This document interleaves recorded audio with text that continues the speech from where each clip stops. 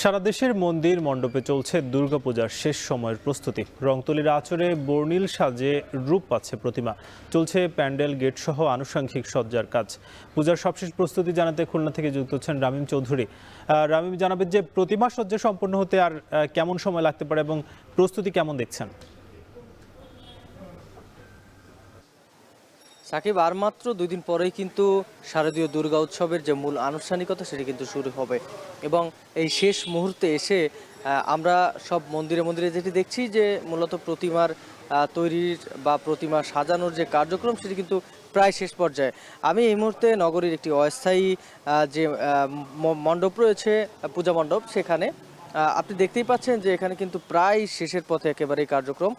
এখানে রং তুলির যে কাজগুলো ছিল সেগুলো প্রায় শেষ পর্যায়ে বললেই চলে। আজকেই কিন্তু সেটি শেষ করার কথা রয়েছে। এর পাশাপাশি এখানে এখন কিন্তু পোশাক এবং গহনা দিয়ে প্রতিমাগুলো সাজানোর যে কার্যক্রম সেগুলো কিন্তু এখন চলছে। এর পাশাপাশি মণ্ডপগুলোর যে বাইরের যে জায়গাগুলো রয়েছে সেগুলোতে আলোকসজ্জা, এর পাশাপাশি প্যান্ডেল সাজানো, সব কিছু মিলিয়ে কিন্তু বেশ একটি জমজমাট পরিস্থিতির সৃষ্টি হয়েছে খুলনার পুরো নগরী জুড়ে। নগরীতে কিন্তু এবছর বেশ কিছু পূজা মণ্ডপ রয়েছে।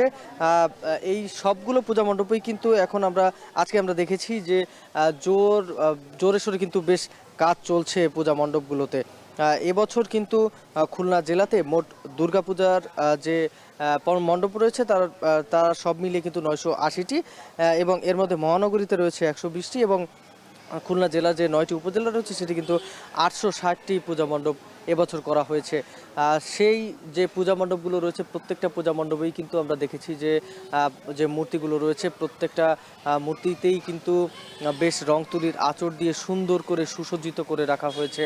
আপনি দেখতেই পাচ্ছেন যে এখনো পর্যন্ত কিন্তু এখানে যারা কারিগররা রয়েছেন তারা কিন্তু এই সাজসজ্জার কাজ চালিয়ে যাচ্ছেন। কিছুক্ষণ আগে আমরা দেখছিলাম যে রং তুলি দিয়ে কিন্তু তারা এই মণ্ডপের বিভিন্ন জায়গায় যে আঁকার যে কাজগুলো সেগুলো কিন্তু তারা সম্পন্ন করার চেষ্টা করেছে এবং কালকে এবং পরশুদিন 2 দিনের মধ্যেই কিন্তু এখানে আর বাকি যে কাজগুলো আছে সেগুলো একেবারেই সম্পন্ন করা হয়ে যাবে বলে এখানকার কর্তৃপক্ষ আমাদেরকে জানিয়েছেন। তবে এখানে কিন্তু আজকে পর্যন্ত এখনও গহনা পরানো এবং এই মূর্তিগুলোতে প্রতিমাগুলোতে যে গহনা পরানো, এর পাশাপাশি যে পোশাকের যে ব্যাপারটি রয়েছে সেগুলো কিন্তু এখনও পর্যন্ত চলমান রয়েছে।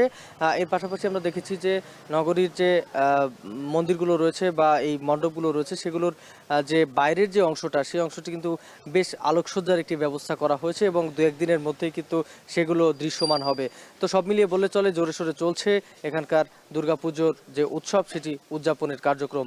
তো এই ছিল আমার কাছে সবশেষ খবর সাকিব। দুর্গাপূজার প্রস্তুতির খবর জানাচ্ছিলেন রামিম চৌধুরী। এদিকে শারদীয় দুর্গোৎসব ঘিরে